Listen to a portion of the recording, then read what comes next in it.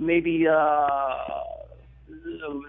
My Chemical Romance meets Queen meets a little bit of the Beatles kind of slash AC/DC's in the back seat, or I don't know, something. It's a mishmash of different things. But if you like melody, if you like songs that you're going to be humming, I think you might enjoy it. That's pretty interesting. Now, from your record, Shake the Cage, like, what are a couple of songs that you would recommend that we listen to because of, maybe a certain type of lyric that, meant something to you when you were writing it, or maybe a type of instrument? Like, what songs, would you say would stand out? Well, if for me personally, probably the two that would really stand out would be Light and For Those Who Die, and for two different reasons. Light was it was kind of important to me because it's about everything that I was talking about when I moved into this kind of paradigm shift a while ago, and it really really deals with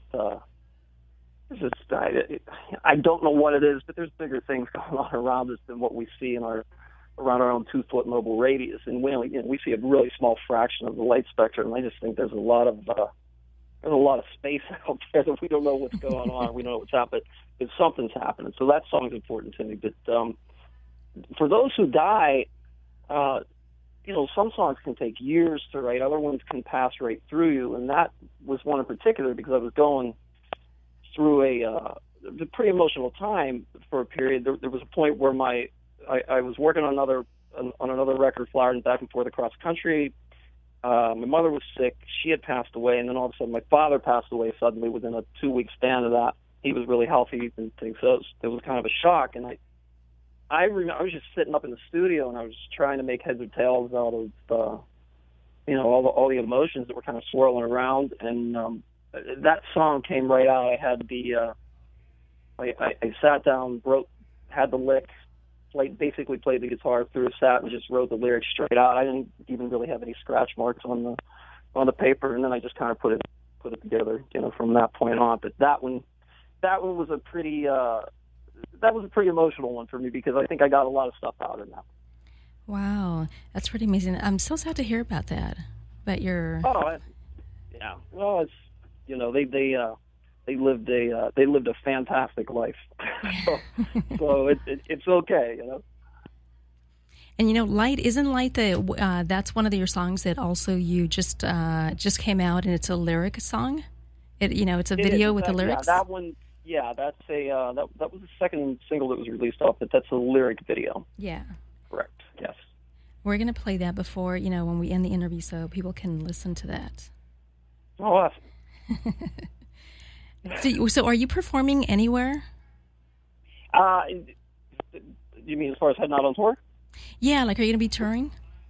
Well, I have a deal over in Japan, so my focus is over in Japan and Asia right now. But I'll say the same thing that I say in every interview. I'll go anywhere that anybody wants me. Yeah.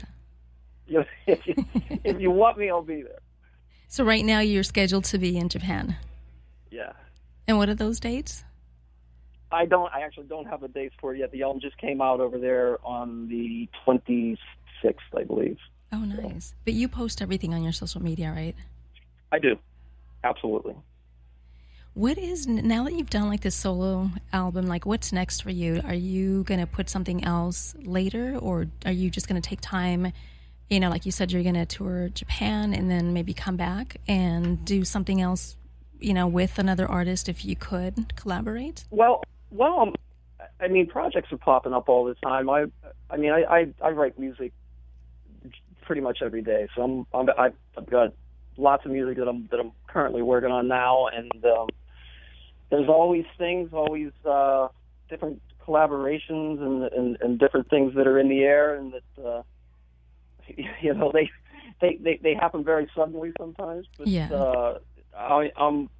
I'm probably going to take the next. I'm going to focus on this album probably for about the next 6 months, 7 months, 8 months or so, and then either have another one ready to go or be working on another one. So, so I don't. In other words, let's see. That was a long way to the barn. I don't know. If you guys want to follow Freddie, you can find him on Facebook, Freddie Nelson Official, also on his website, FreddieNelson.com, and Twitter, I am Freddie Nelson, and Instagram, Freddie Nelson Official.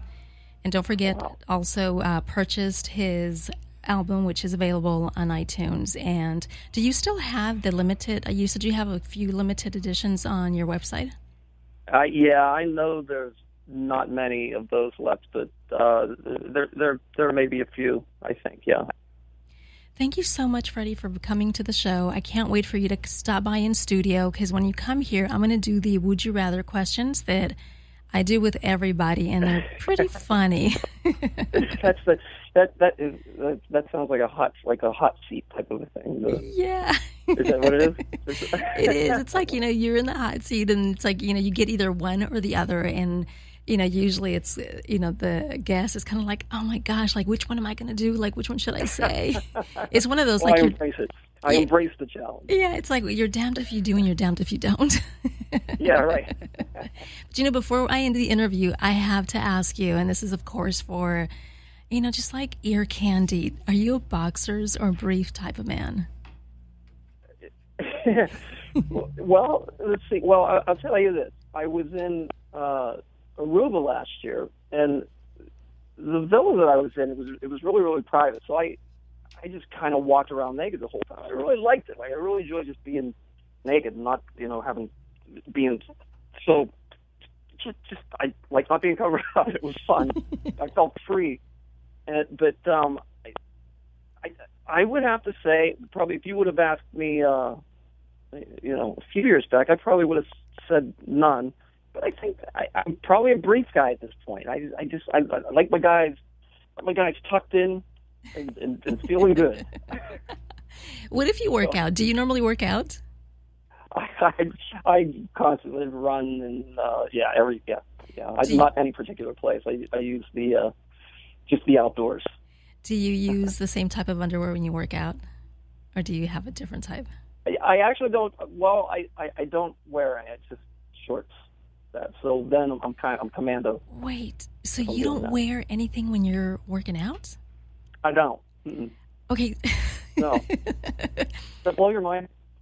Well, yeah, because, of course, immediately I think to myself, like, don't you want to protect your jewels? Like, aren't they, if they're just kind of, Yeah, but I'm not. I mean, I'm not doing anything crazy. I'm usually just running or some type of calisthenics or something like that. I'm in no way close to anything that could be that I'm getting into battle. I'm laughing because I'm thinking to myself, should I ask you this question or not? Okay, so I'm going to go ahead and ask you. Okay. Okay, so when you're running, aren't they like kind of bouncing and moving and doing all that stuff? Like, doesn't that bother you? It doesn't hurt? It doesn't hurt. Yeah, there's some movement, but honestly, I would rather be kind of free when I'm exercising. Yeah. I don't know if that's. Yeah, that doesn't seem like that's a standard thing, does it? Now that I think about that, I guess maybe a lot of people don't do that. But yeah, I'm not doing anything crazy. I'm not out in my driveway like lifting or anything like that. I'm usually just running. Well, thank you so much, Freddie. I appreciate you being on the show. Thanks for having me, Elizabeth. I really appreciate it. Thank you. Do you want to shout out do you want to say that your social media? You know what? You did such a great job because I don't even remember most of it. I think Twitter is I'm Freddie Nelson. I don't even remember my Instagram. Freddie Nelson Official, I believe. And Freddie Nelson Official. Yeah, and then Twitter is I am Freddie Nelson, and Facebook is Freddie Nelson Official, and then also your website, which is FreddieNelson.com. You were fantastic. Thank you. Thank you. And make sure that you stop by the studio next time you're in town. So we can absolutely will. Yeah, we want to play the Would You Rather. Oh, absolutely, for sure. All right, Thanks a lot, thank you. Elizabeth. I appreciate it. All right, thank you.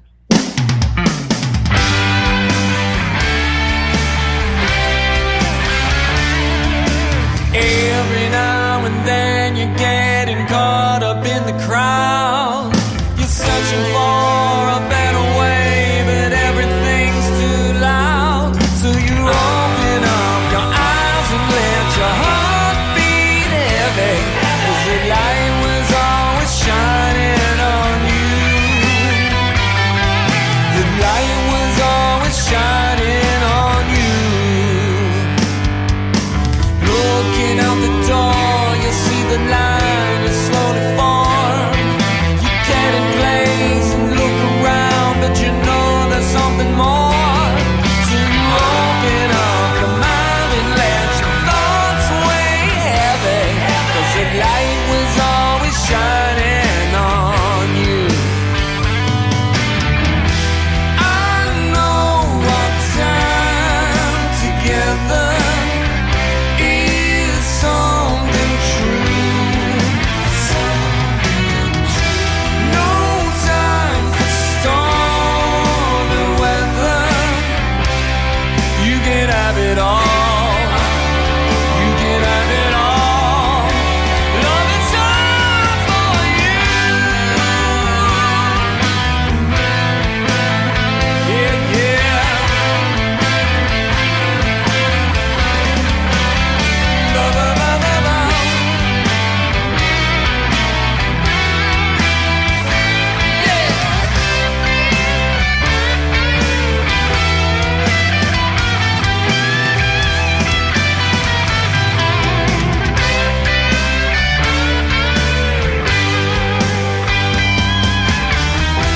I know our time together is something true. No time for stormy weather. You can have it all. You can have it all. Every now and then you're getting caught up in the crowd. So you open up your eyes and let your heart beat heavy, 'cause the light was always shining. The light was always shining on you.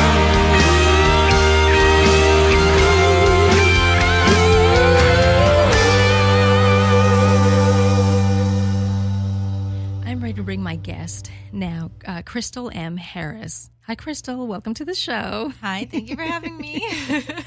Oh my gosh, thank you for coming. You are so talented. You have so many projects that you've done. I was reading your bio, Wow, thank you so much. and you're such a busy woman. Like, I have no idea how you do this. Like, you're a single mom. Yes, I am. You have a baby, and it's just like, how do you do this? You're working right now. You're on Rattled, which is TLC Yes. on Tuesdays, Yes, it airs Tuesdays at 10/9 Central. and then you've also done like Straight Outta Compton, and you did the New Edition movie. Yes, the New Edition movie premiered in January this year. I also did a movie that came out in May when I played opposite Misha Barton, Yes. and that was called The Joneses Unplugged. So that was a lot of fun. How do you stay busy with all these projects? How do you do it? Like juggling like your personal life with your baby and then having to work. Well, I've always just been a very go-getter type of person. And so I love being super busy. When I had the baby, I had to slow down a little bit, but about maybe I'd say 6 weeks. I came back to LA about 8 weeks after Boston was born. Yeah. And I just hit the ground running again. I had an audition that week. And that's just how I like to live my life. I like to be busy. And it was just different this time because I was bringing my baby along with me to auditions.